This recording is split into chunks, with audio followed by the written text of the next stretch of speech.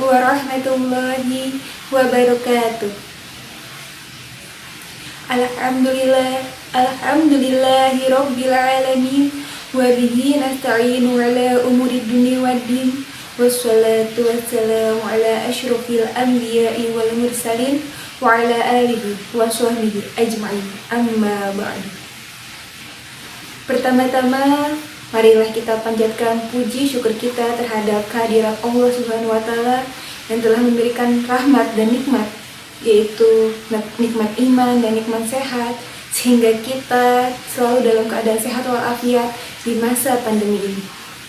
Tak lupa juga sholawat serta salam marilah kita haturkan kepada junjungan Nabi besar kita Muhammad SAW,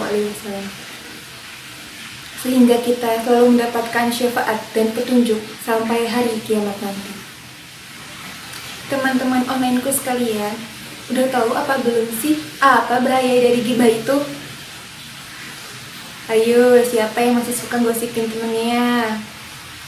Nah, sadar nggak kalau ternyata gosip itu termasuk menggunjing atau ghibah?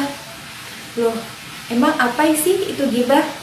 Ghibah sendiri artinya menyebut tentang seseorang yang tidak kita sukai meskipun hal itu benar adanya dan termasuk membicarakan keburukan orang lain.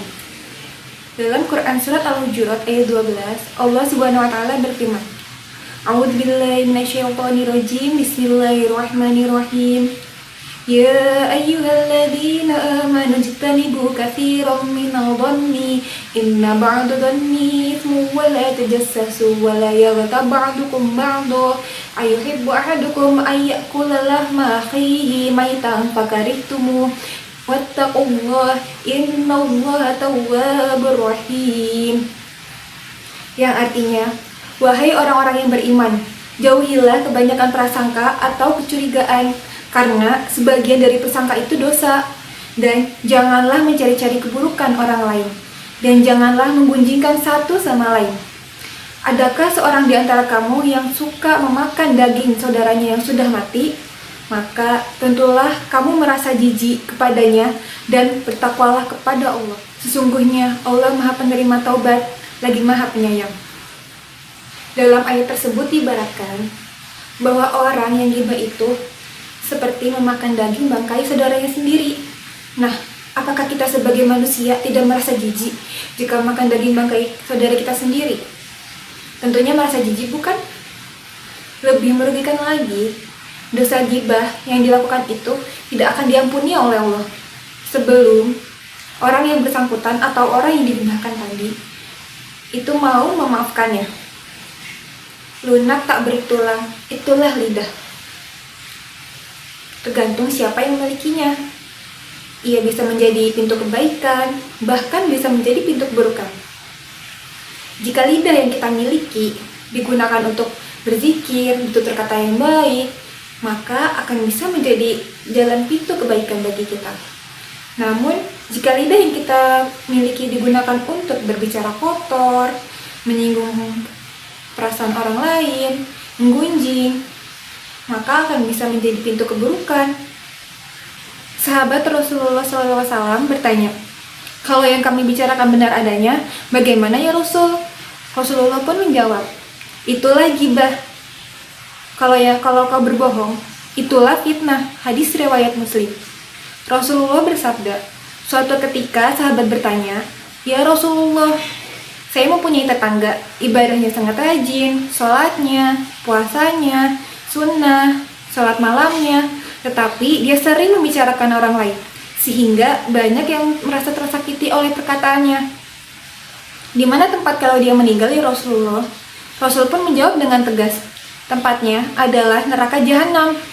Kemudian sahabat bertanya kembali, ya Rasulullah, saya mempunyai tetangga, ibadahnya pas-pasan, hanya mengerjakan yang wajib saja, tetapi dia tidak pernah bicarakan orang lain, tidak memfitnah orang lain, tidak menggunjing orang lain, sehingga tidak ada yang pernah merasa terluka oleh perkataannya.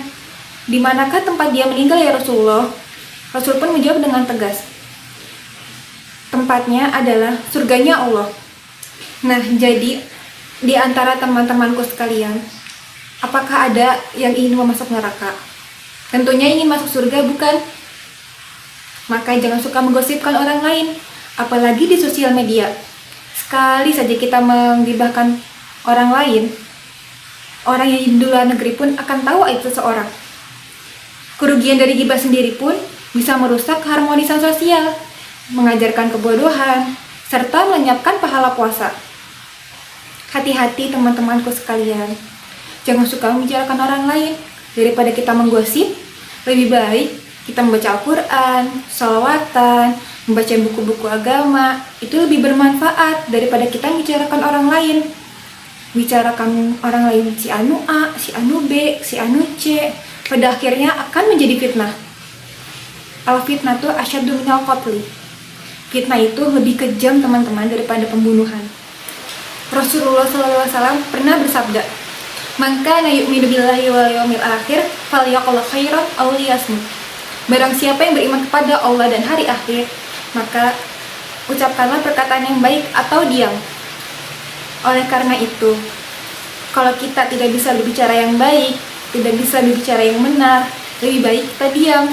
Ingatlah bahwa segala sesuatu yang kita lakukan, termasuk ucapan, itu akan dicatat. Ingatlah bahwa aib sendiri yang lebih seharusnya kita perhatikan. Jangan suka berburuk sangka kepada orang lain. Percayalah, jika kita mudah membuka aib seseorang, maka hal tersebut akan berbalik kepada diri kita. Sibukkanlah diri kita untuk melihat keistimewaan dan kebaikan orang lain, bukan mencari kesalahan orang lain, keburukan orang lain, kekurangan orang lain. Teruslah kita berpikir positif dan kurangilah pikiran negatif, karena tentunya pikiran positif yang kita lakukan akan mudah kita berhusnuzon kepada orang. Sedangkan pikiran negatif hanya akan menjadi suuzon. Demikianlah yang dapat saya sampaikan. Mudah-mudahan bermanfaat. Mohon maaf atas segala kekurangan. Wabillahi taufiq wal hidayah. Wassalamualaikum warahmatullahi wabarakatuh.